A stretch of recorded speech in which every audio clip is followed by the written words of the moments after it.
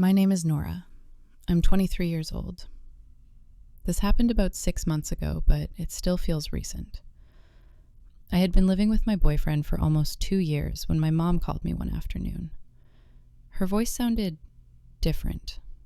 Tired, maybe. She said she needed to talk to me about something important. I remember feeling my stomach drop a little. We hadn't spoken much since I moved out. Our relationship had always been complicated, but I thought maybe distance had made things better. She asked if I could come back home for a while. She said she needed help around the house. I didn't ask too many questions. I just felt guilty for being away so long. I told her I would think about it, but really, I had already decided. When your mom asks for help, you help. That's what I believed then. I had moved out 2 years before this. I was 21 back then. I moved in with my boyfriend, Daniel. My mom wasn't happy about it. She said I was too young. She said I was making a mistake. But I needed space. Living at home had always felt heavy. There were rules, expectations. I never felt like I could breathe. When I left, I thought things would get better between us. I thought she would understand eventually. But she didn't call much after that. When she did, the conversations were short, cold. I told myself it was fine. I was building my own life. But I still felt guilty, like I had abandoned her. So when she called asking me to come back, I felt like I owed her something. The phone call felt urgent. She didn't say much at first, just that she needed help. She said the house was too much for her to manage alone. My younger brother still lived there, but she didn't mention him helping. She made it sound like I was the only one who could fix things. I asked her how long she needed me. She said maybe a few weeks, just until she got things sorted. I believed her. I told Daniel about it that same night. He looked worried. He asked if I was sure. I said yes. I said it was just temporary. I thought I was doing the right thing. I thought I was being a good daughter. I didn't realize what I was walking into. I agreed to move back temporarily. Daniel helped me pack a bag. He said he understood, but I could see the concern in his eyes. He told me to call him if anything felt wrong. I promised I would. I drove to my mom's house the next morning. It felt strange pulling into the driveway again, like I was going backwards. My mom opened the door before I even knocked. She smiled. It looked genuine. She hugged me and said she was glad I came. For a moment, I thought maybe this would be okay. Maybe we could fix things. Maybe being back home would bring us closer. I carried my bag to my old room. Everything looked the same, but something in the air felt different, heavier. The first day back home was quiet. My mom seemed happy to see me. She made lunch and we sat at the kitchen table. She asked about Daniel, about my job, about my life. It felt almost normal, almost like old times. But the warmth didn't last long. By the evening, things started to shift. She mentioned a few things that needed to be done around the house. Small things. Dishes, vacuuming, wiping down the counters. I said I would help. I thought it was reasonable. I was staying there after all. But the way she said it felt less like a request and more like an instruction. I ignored the feeling. I told myself I was being sensitive. I went to bed that night thinking everything would be fine. My mom immediately started asking me to do chores. The next morning, she woke me up early. She said there was laundry that needed to be done. I got up and started washing clothes. Then she asked me to cook breakfast. Then clean the bathroom. Then mop the floors. The requests kept coming, one after another. I didn't mind at first. I wanted to be helpful. I wanted to prove that I cared. But by the end of the day, I was exhausted. My mom didn't say thank you. She just moved on to the next thing. I sat on my bed that night and stared at the ceiling. My arms hurt. My back hurt. I felt drained. I told myself it was just the first day, that it would get easier. The requests became constant. Every day was the same. My mom would wake me up with a list of things to do. Laundry, cooking, cleaning, grocery shopping, organizing. It never stopped.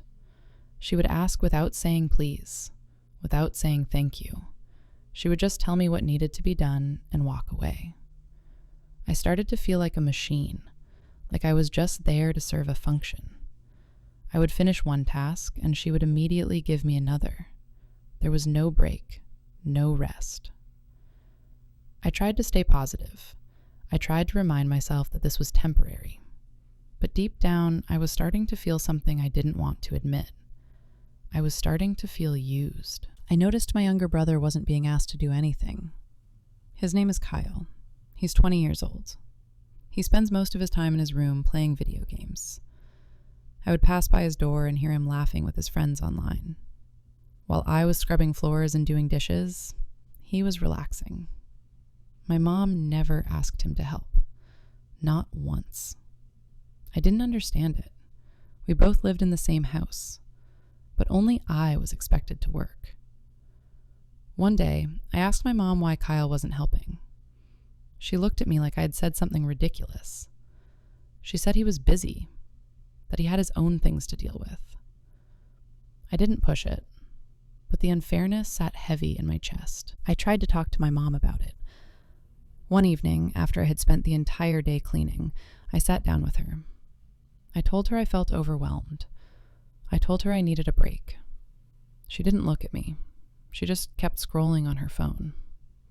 Then she said I was being dramatic. She said I was acting ungrateful. She reminded me that she gave me a place to stay, that I should be thankful.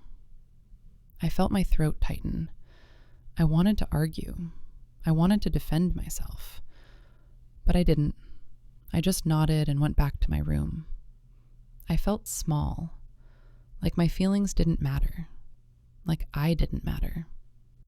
That night, I cried for the first time since moving back. My mom started treating me like hired help. Every morning, there was a list on the kitchen counter. It was always written in her mom's handwriting. Clean the bathrooms, do the grocery shopping, wash the windows, fold the laundry, cook dinner by 6.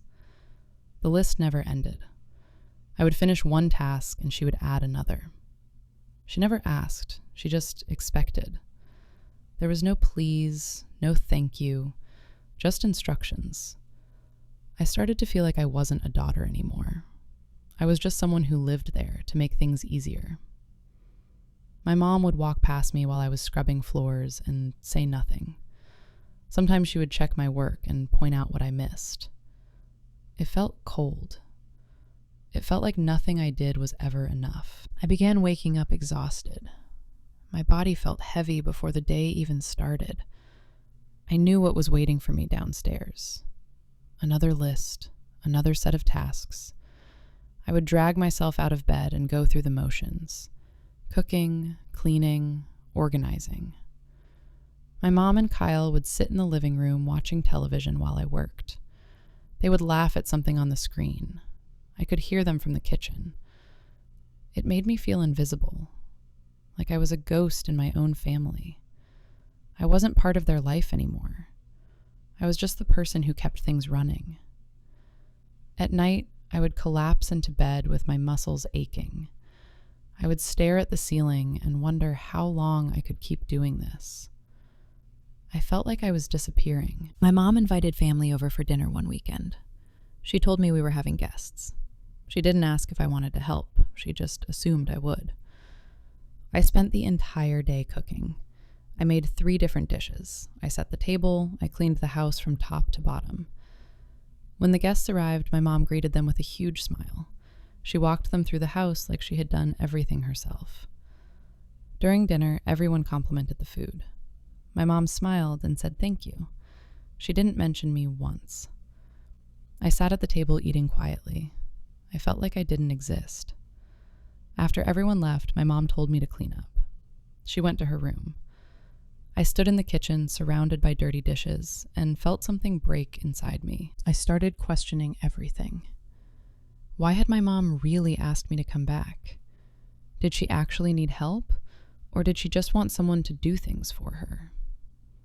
I replayed the phone call in my head, the urgency in her voice, the way she made it sound like I was the only one who could help. I realized she never actually said what was wrong. She just said she needed me, and I had come running. I felt stupid. I felt naive. I had left my life with Daniel because I thought my mom needed me, but now I wasn't so sure. Maybe she just needed a maid, someone she could control, someone who wouldn't say no.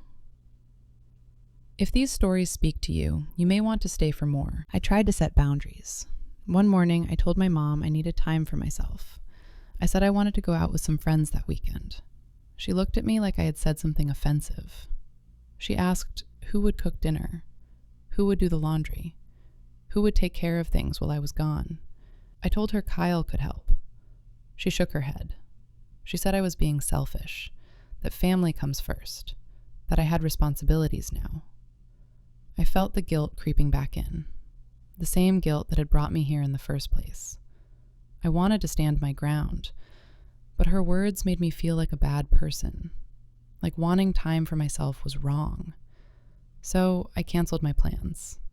I stayed home and did what she asked. My mom started making comments about my weight and appearance. Small things at first. She said I looked tired, that I should wear more makeup, that my clothes didn't fit right anymore. One morning, she told me I had gained weight. She said it casually, like it was just an observation. But it stung. I hadn't gained weight. I had actually lost some from the stress. But her words made me feel ugly. They made me feel small. She would make these comments in front of Kyle. He would laugh sometimes, or he would say nothing. Either way, it hurt. I started avoiding mirrors. I stopped caring about how I looked. I felt like I was shrinking, like I was becoming less of a person every day. I called Daniel one night, in tears. I locked myself in my bedroom and dialed his number. When he answered, I couldn't speak at first. I just cried. He asked me what was wrong. I told him everything. The chores, the lists, the way my mom treated me, the comments, the loneliness. He listened without interrupting. When I finished, he was quiet for a moment. Then he said I didn't have to stay. He said I could come back anytime, that he missed me, that he was worried about me. I wanted to leave right then, but I felt trapped by guilt, trapped by the idea that leaving would make me a bad daughter.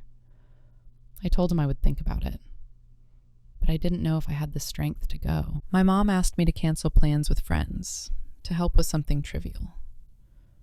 It was a Tuesday afternoon. My friend Sarah had invited me to coffee. It was the first time in weeks someone had asked me to do something. I was excited. I needed to get out of the house. I needed to feel normal again. But when I told my mom I was going out, she frowned. She said she needed me to reorganize the garage. I told her I could do it another day. She said no.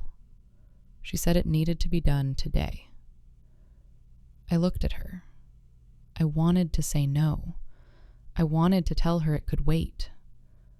But I didn't. I texted Sarah and canceled. I spent the rest of the day in the garage moving boxes. I realized I hadn't left the house in weeks. The breaking point came on a Thursday morning. I had forgotten to buy milk the day before. My mom noticed when she was making her coffee. She called me into the kitchen. Her voice was sharp. She asked why there was no milk. I apologized. I said I would go get some right away. But she didn't stop. She started yelling. She said I was careless, that I didn't think about anyone but myself. Kyle was sitting at the table. He looked up from his phone and laughed. He said I was useless. My mom didn't correct him. She just kept going. I stood there, frozen. Something inside me snapped. Not in anger, in clarity. I realized this wasn't normal. This wasn't love. This was control. And I had let it happen. I went to my room and sat in silence. I didn't cry. I didn't scream. I just sat on my bed and stared at the wall. My mind felt clear for the first time in weeks. I realized my mom never actually needed help. The house wasn't falling apart. Kyle was perfectly capable of doing things. My mom just wanted someone she could control. Someone who wouldn't fight back. And I had been that person. I had given up my life because I thought I owed her something. But I didn't owe her this. I didn't owe her my peace, my health, my happiness. I thought about Daniel, about my apartment, about the life I had before. I realized I wanted to go back. And I realized I could. I didn't need permission. I made a quiet decision. I wouldn't argue. I wouldn't explain. I wouldn't try to make my mom understand. I would just leave. Arguing would only make things worse. She would guilt me. She would twist my words. She would make me feel like I was the problem. I had seen it happen before. So I decided to do it differently this time. I would pack my things calmly. I would leave without drama. I would protect my peace. That night, I texted Daniel. I told him I was coming home. He replied immediately. He said he would help me, that he was proud of me. I set my phone down and took a deep breath. For the first time in weeks, I felt like I could breathe. I felt like I was taking my life back. The next morning, I started packing my things. Slowly. I didn't rush. I folded my clothes carefully and placed them in my bag. I gathered my toiletries from the bathroom, my books from the nightstand, my chargers, everything I had brought with me. My mom was downstairs. I could hear her moving around in the kitchen. She didn't come upstairs. She didn't check on me. I moved quietly. I didn't want to explain myself yet. I just wanted to be ready. By noon, most of my things were packed. I sat on my bed and looked around the room. It had been my childhood bedroom once, but it didn't feel like mine anymore. It felt like a place I had been trapped. I was ready to leave it behind. When my mom saw the suitcase, she stopped in the hallway. She looked at it, then at me. Her face changed. She asked what I was doing. Her voice was calm but tight. I told her I was moving back out. I said it as calmly as I could. I didn't want to fight. She stared at me for a moment. Then she asked why. I didn't give her a long explanation. I just said I needed to go back to my own life. She shook her head. Her expression hardened. She said I was being dramatic again, that I was overreacting, that I always did this. She said I made everything about myself. I didn't argue. I just stood there, holding my bag. I had already made my decision. Nothing she said was going to change it. My mom tried to guilt me again. She said I was abandoning the family, that she had taken me in when I needed help, that I was being selfish and ungrateful. She said I only thought about myself, that I didn't care about anyone else. Her words used to work. They used to make me shrink. But this time they didn't. I felt nothing. No guilt, no shame, just clarity. I didn't respond emotionally. I didn't defend myself. I just kept packing.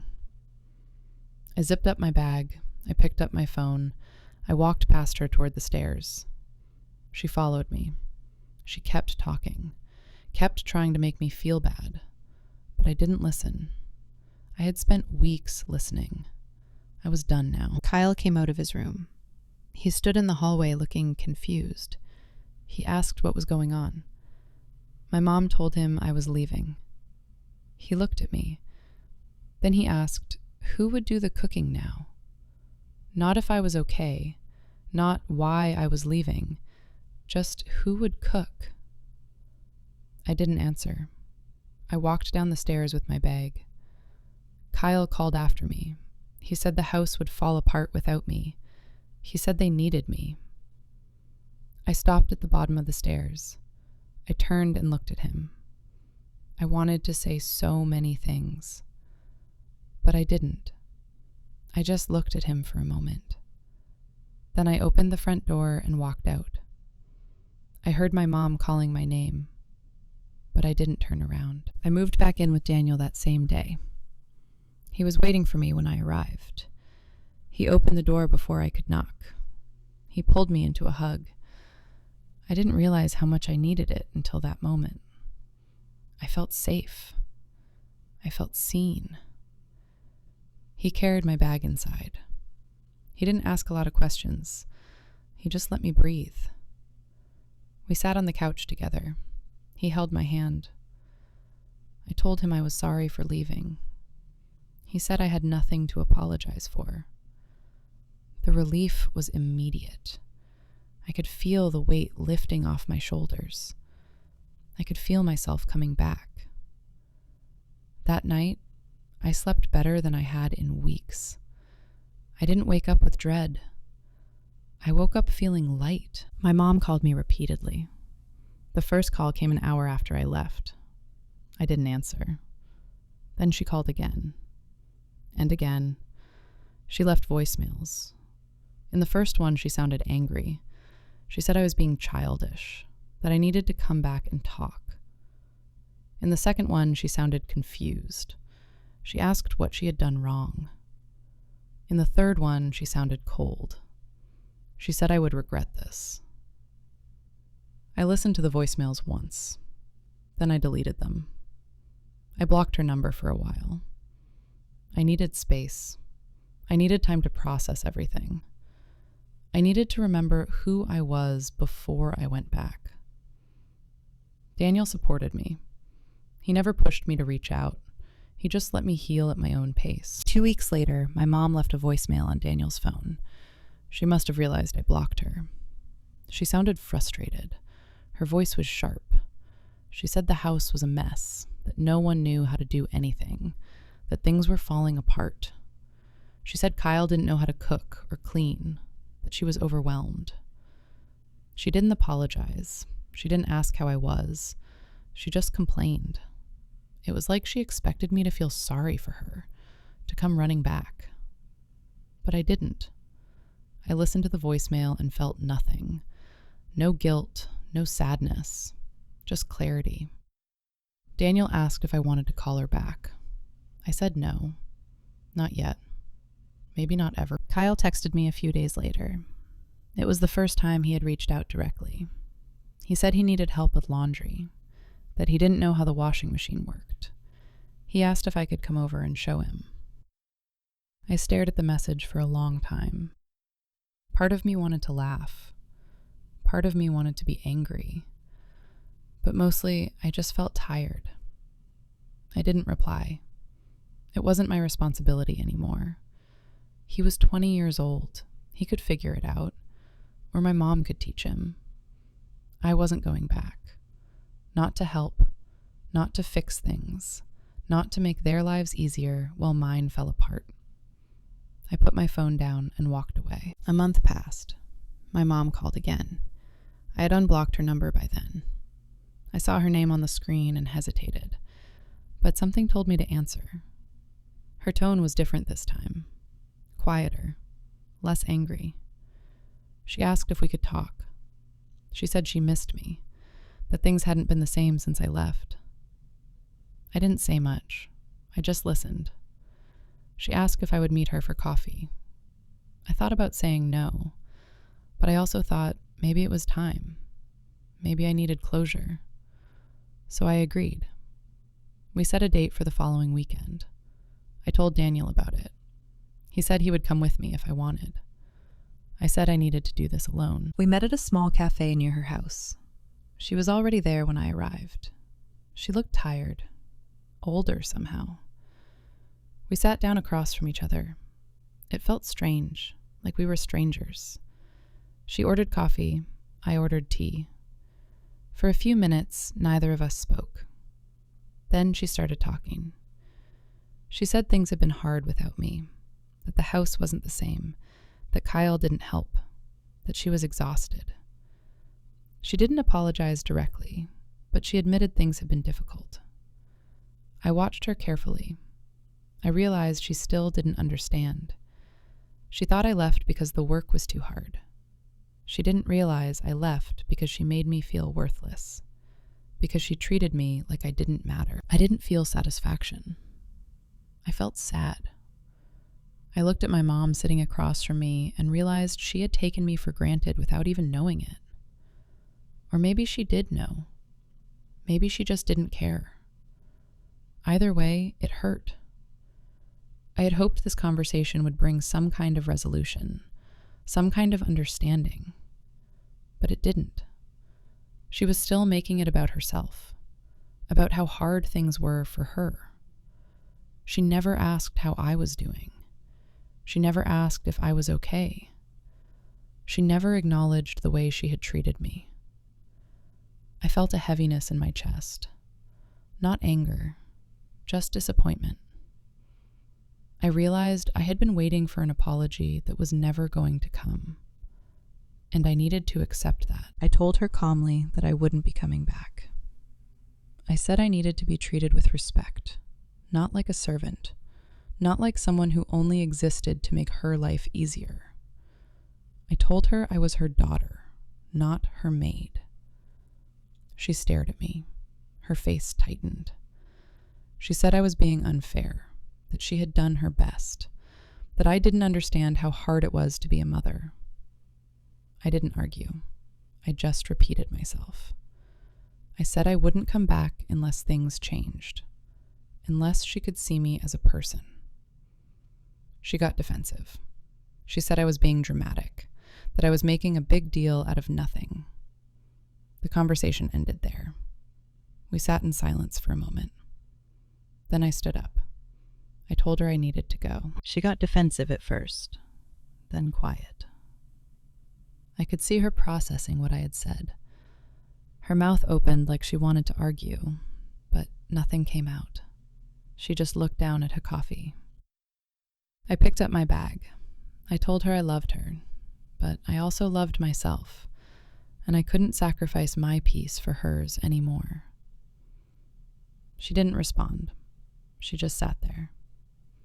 I walked out of the cafe. The air outside felt cold and fresh. I took a deep breath. I didn't feel victorious. I didn't feel relieved.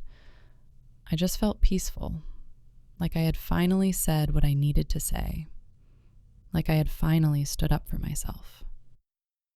The conversation didn't give me closure, but leaving did.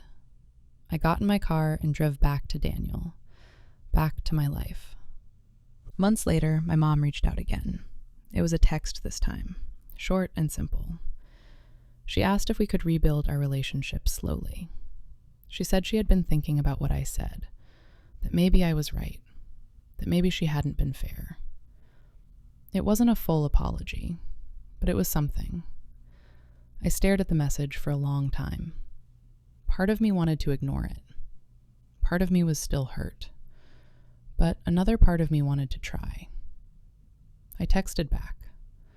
I said maybe, but on my terms. I said if we were going to have a relationship, it needed to be equal. She needed to respect me. She replied that she understood. I didn't know if things would actually change, but I was willing to see. Looking back now, I learned that leaving wasn't abandonment. It was self-preservation. For so long, I believed that being a good daughter meant sacrificing myself, meant putting everyone else first, meant swallowing my feelings and doing what was expected. But that's not love. That's control. Real love doesn't drain you. It doesn't make you feel invisible. It doesn't make you question your worth. I don't regret my choice. I don't regret leaving. I gave my mom a chance to treat me better. She didn't take it. so I took care of myself instead. Some people might say I should have stayed, that family is everything, but I've learned that you can't pour from an empty cup. And I was empty.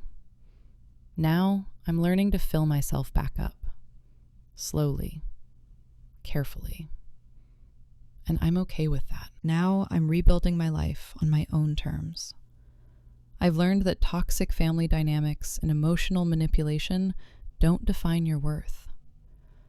Whether it's dealing with a narcissistic mother, setting boundaries with toxic parents, or escaping family control, sometimes the bravest thing you can do is walk away. If you're struggling with entitled parents, golden child syndrome, or feeling like the family scapegoat, know that choosing yourself isn't selfish. It's survival. Thank you for listening to my story. If this resonated with you, I'd appreciate your support. Take care of yourself, and remember, you matter.